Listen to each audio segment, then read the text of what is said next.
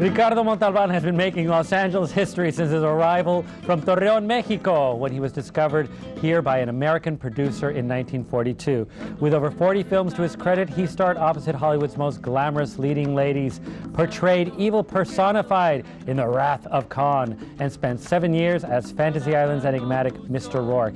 In 1970, frustrated by the limited and stereotypical roles Hollywood offered Latino actors, he changed LA history by creating the nation's premier Hispanic actors advocacy group, Nosotros. To this day, he remains as its founding president. Mr. Montalban continues to improve the rights of Angelinos with his new role as spokesperson for the state's Media Access Office. He received an award from there.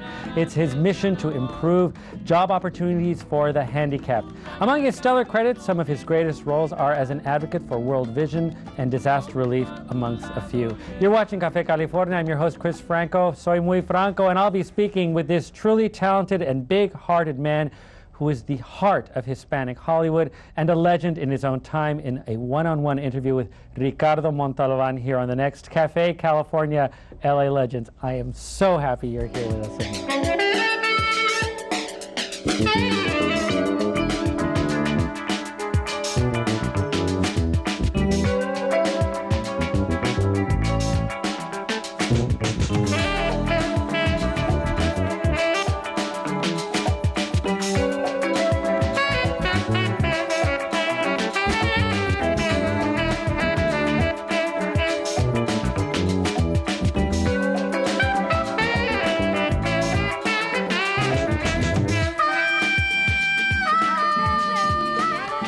Lord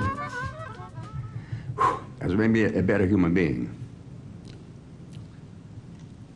I feel, excuse me.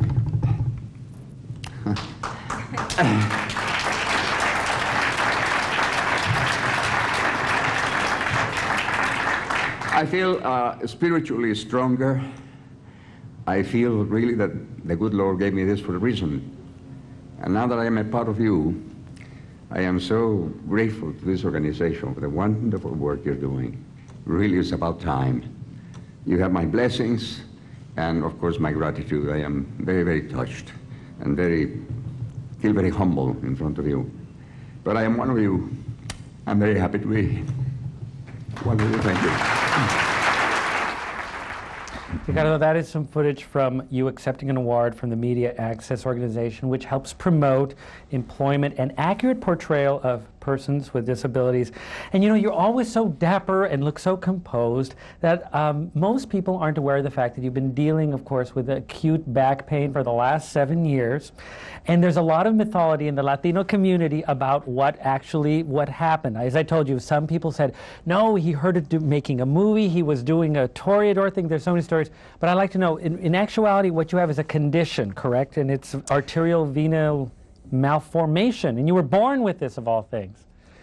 Yeah, arterial venous malformation is it's not a rare condition, but it hits you in your 20s. If you pass your 20s without it, you're safe. It hit me when I was 27.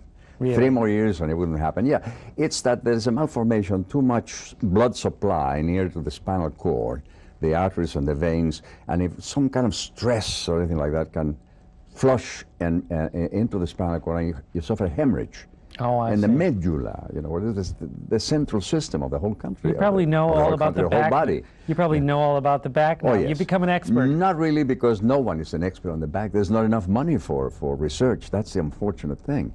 So what they do is they try this, they try that, they try that. And I've been 7 years like this with pain, and pain I can take. I offer it up to God. What is difficult is the paralysis of the left leg. It impacts your walking.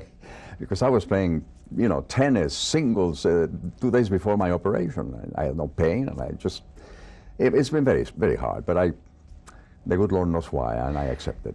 And you know, when I had the pain, very strong pain, I offered it as a prayer. That's my prayer. It's true. I offered this pain for my wife, my children, my family, my friends. Se lo ofrecen a Dios. Exactamente. Later, earlier in that speech, because we weren't able to show the whole thing, you said that you felt now that you were the invisible man.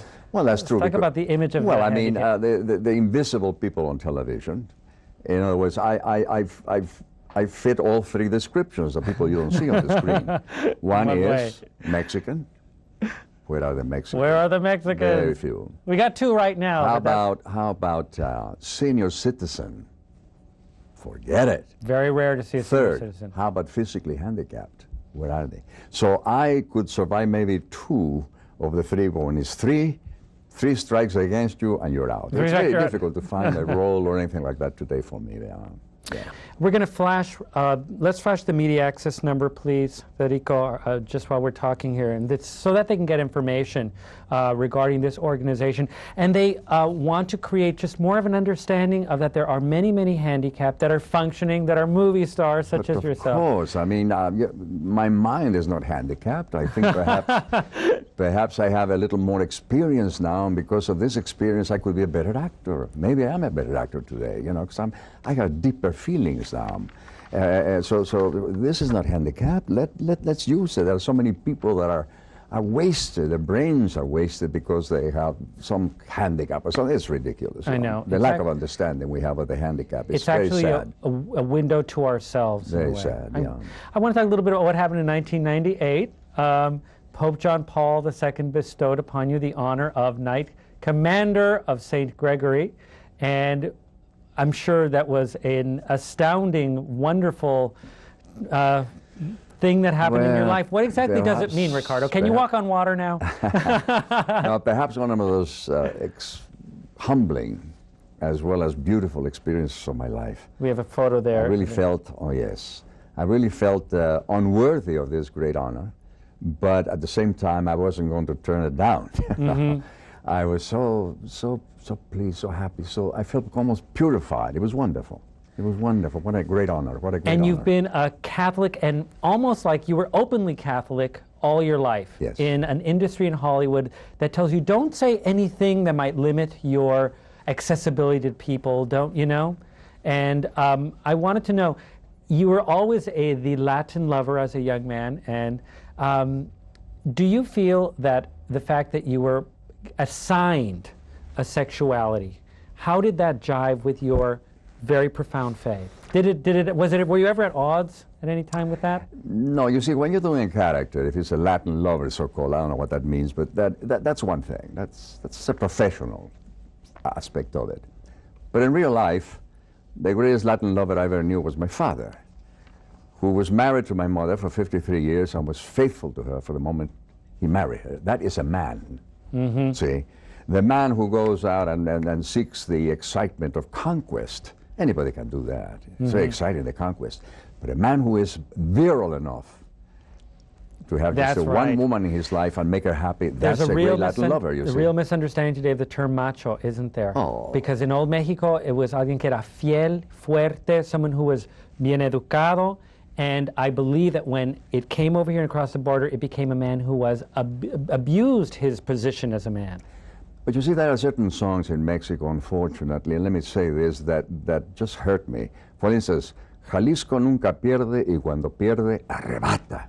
Right. I mean, that's denigrating. That's because the thing that where you need to have your pantalones muy bien puestos is para saber perder, to know how to lose, to know how to win anybody. To know how to lose and say, I congratulate you, you beat me. That takes a man, and takes guts, you see. And you've been married The other one is, traigo mi 45 y con ella doy consejos. ¿Qué es eso? ¿Qué es eso? What is that? I have a 45, and with that I give advice. No, we are brothers. We don't need a 45. We're all brothers, Mexican brothers. We love one another. As machismo. Those things we have to get rid of, believe me. We're going to take a commercial, senor. We're going to leave with some photos of you and your marriage. How long have you been married? Over 50 years. Georgiana, over 50 years, and she's lovely.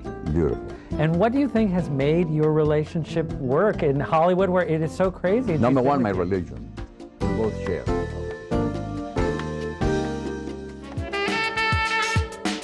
Thank you.